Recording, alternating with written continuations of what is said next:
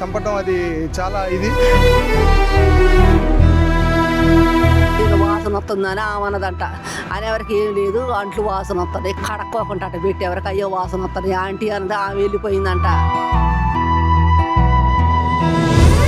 అమ్మాయిని ఒక ఇంట్లో నుంచి బయటికి వెళ్ళకోకుండా చదువుకుంటాడు. పిల్లల్ని కూడా, పిల్లలంటే చాలా ప్రాణం ఆయనకి, ఆమె కూడా చాలా ఇష్టం. ఆయన పచ్చబొట్టు కూడా కొట్టించుకున్నాడు ఎదురు. మాట్లాడితే ఈ అమ్మాయి పోనానంటే నిద్రపోయిందని చెప్పింది అయ్యా.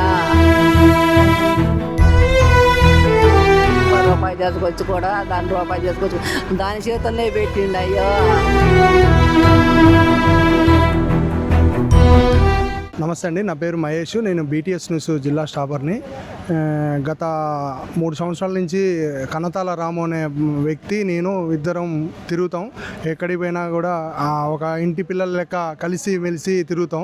కాకపోతే ఒక 4 days బ్యాక్ గురువారం రోజు నాకు కాల్ చేసి ఎక్కడున్నావు మహేష్ అని చెప్పి చెప్పడం జరగటం వల్ల నేను అదేవిధంగా ఫోన్ చేసి నాకు రావడం జరిగింది. శుక్రవారం రోజు నాకు ఫోన్ చేసి మహేష్ ఇట్లా సంగతి అని చెప్పేసి, పిల్ల ఫంక్షన్ ఉందని చెప్పేసి, బట్టలు కొనుక్కుంటా అని చెప్పేసి నాకు ఫోన్ చేయడం జరిగింది. నేను కూడా మాట్లాడినా, మంచిగానే మాట్లాడిండు. శుక్రవారం రోజు 11-12 ప్రాంతంలో మాట్లాడిండు. అదే లాస్ట్ కాలు. ఇంకా ఇంతవరకు మాట్లాడలేదు. నాకు శనివారం రోజు నేను బయటికి వెళ్ళిన, కొంచెం ప్రోగ్రాం ఉంటే బయటికి వెళ్ళాను. ఒక 3 days వరకు ఆయన టచ్లో లేడు.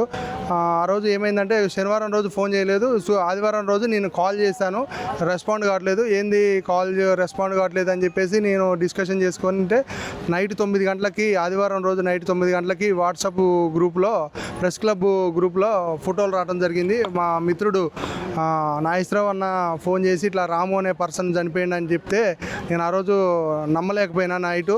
కాకపోతే అసలు ఏందని ఫోటోలు చూసి ఏమంటే వాళ్ళకి ఫోన్ చేయడం జరిగింది. పొద్దున్నే మార్నింగ్ సోమవారం ఈరోజు పొద్దున్న 10 గంటలకి ఇక్కడికి వచ్చినాం.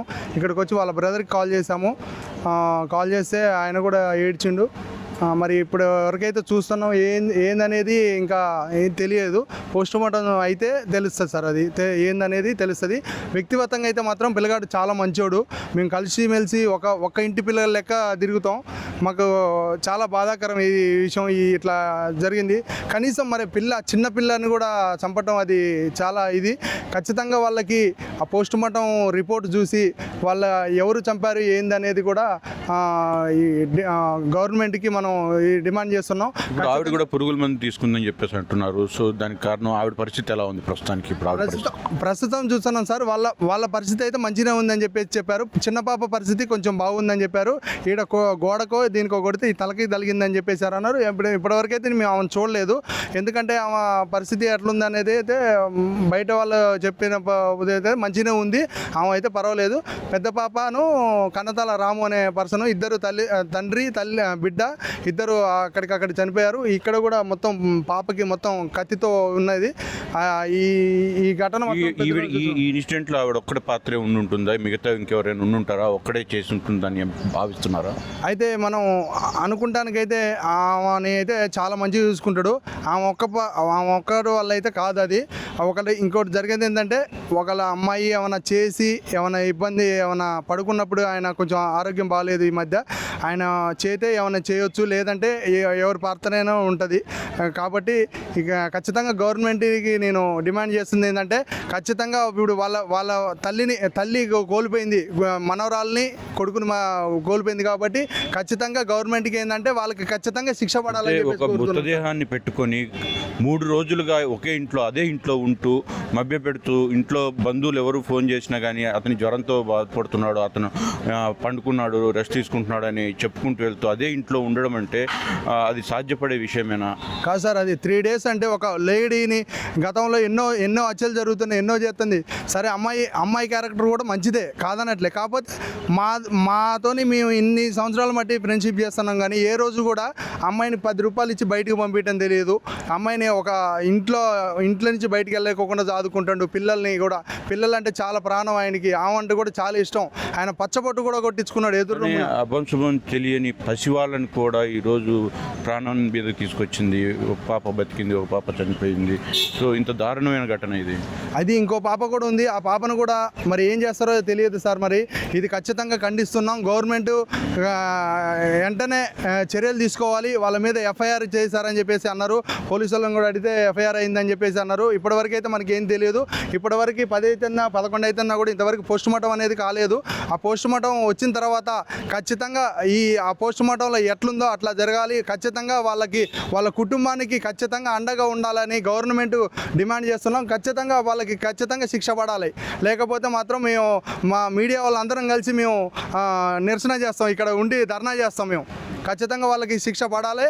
మేము ఉండాలి అని కోరుకుంటున్నాం. కోరాయగూడెం కొండపల్లి దగ్గర కోరాయగూడెం ఆడికి వచ్చారు. రాగానే వేస్తారు నాడు వచ్చి పాలు పొంగించుకొని పోయారు. పోయారు కోడి పుంజుని కోసుకొని కూడా తిన్నారు. సాయంత్రం కల్లా ఇల్లు ఇచ్చారు. ఇక బండి మీద జాగ్రత్తగా పోండి అయ్యా అన్న. పోతాలే అన్నారు. ఈడ గంగమ్మ గోరకొడ కాడ గంగమ్మ తల్లి కాడ ఉంటే ఆదివారం వచ్చి చెవులు కుట్టించుకొని పుట్టెట్టుకెళ్ళి తీపిస్తాం. ఆడికి రామా ఇక నువ్వు రావాకలే అన్నారు. అంటే సర్లే అయ్యా అన్న. సర్లే అని ఇంక శుక్రవారం నాడు నేను ఫోన్ చేస్తే ఏమంటుందంటే నేను రమ్య ఏంటంటే పిల్లగాయలకు జ్వరం తగిలింది, బాగా జ్వరం వచ్చింది అత్తయ్య, లేవను కూడా లేవలేదు, తడి కూడా పెట్టి తోడుతున్నా అన్నది. తూడితే మా ఈ అమ్మాయి ఫోన్ ఇయ్యి మాట్లాడతా అన్న అనేవరకు అన్నదిగా పండుకుండు లేవలేదు అన్నది. అన్నట్టు నేను అనగా పిల్లకన్నా ఈ అమ్మాయి మాట్లాడుతాను, పిల్లను తండ్రి ఇద్దరు బండారు అన్నది. అట్లా 4-5 తాడాలు పొద్దులాగా చేసినాయ్యా చేతి అదే అన్నది. అంటే సర్లే నేను అనుకున్నాను అసలు పండుకుంటేవన్న ఆలోచన నాకు తెలవదయ్యా. పాటో దానివల్ల అయితే కాదు, ఒక ఇద్దరినో ముగ్గురిని పెట్టింది. పెట్టి సాగొట్టి మంచం కింద తోసి ఇక పెద్ద పిల్లను కూడా ఆ పిల్ల కూడా చెప్పుద్దని మెళ్ళిరిచి దాన్ని వాడి చేతి మీద బండబెట్టిందంట. ఎరగనట్టే పోయి 3 రోజుల దాకా తలుపు తీయకుండా అల్ల పెట్టి పోయిందంట. టిఫిన్ తీసుకుందంట, ఇడ్లీ తీసుకొచ్చుకొని తినదంట. తిని వీళ్ళు పక్కమ్మటోళ్ళు కిరాయికొండోళ్ళు ఉండోళ్ళు అడిగారంట, ఏంది రమ్య రాము 3 రోజుల మించి ఏంటే బండి ఉంది, ఆ బండి ఉంటుంటే మరి ఏం ఫోన్ కూడా పోవట్లేదు, ఏం చేయదు రాముగా రావట్లేదంటే జ్వరం తగిలింది, లేవను కూడా లేవలేదు ఆంటీ అన్నదంట. అలా సరే టిఫిన్ తీసుకొచ్చి పెట్టిందంట. పెట్టే వరకు తలుపు తీయమంటే ఓలే ఏదో వాసన వస్తుందని ఆమెన్నదంట. అనేవరకు ఏం లేదు, అంట్లు వాసన వస్తుంది, కడక్కోకుండా పెట్టేవరకు అయ్యో వాసన వస్తుంది ఆంటీ అన్నది. ఆమె వెళ్ళిపోయిందంట. వెళ్ళిపోయిన తర్వాత అట్ట కూడా మళ్ళీ పోయిందంట, ఊడి చల్లి ముద్దేసిందంట. అయ్యా ఇంకా నా కొడుక్కి మీరు రమ్య ఇయ్యమ్మ అంటే ఎప్పుడు చూసినా జ్వరం తగిలింది అని అంటుందిలే. కానీ మాట్లాడుతూ ఈ అమ్మాయి పోనానంటే నిద్రపోయిండని చెప్పింది. అయ్యా నేలంగా పేడం తీసుకుంది. అయ్యా ఎన్నడైనా పని అటు ఇటు పని పోయేది కూడా కాదయ్యా. నా కొడుకు రూపాయి చేసుకొచ్చి కూడా రూపాయి చేసుకొచ్చి దాని చేతుల్నే పెట్టిండు. అయ్యా పిల్లగాళ్ళు కనుక ఎండకెట్టుంది కూడా ఏసీ కనుక అవన్నీ కూడా చేసుకొచ్చి చేసి పెట్టిండు. అబ్బా నా కొడుకు నన్ను నేలగా బలి తీసుకుంది. పిల్లని కడుపు నేలగా కొట్టుకొని కొట్టుకుంటుంది. అయ్యా పిల్లని కొట్టుకుంది, మొగుడు కొట్టుకుంది. అయ్యా అది ఉంటే పోతేవయ్యా, ఇటు కూడా దాని మీద అనుమానం వస్తుంది.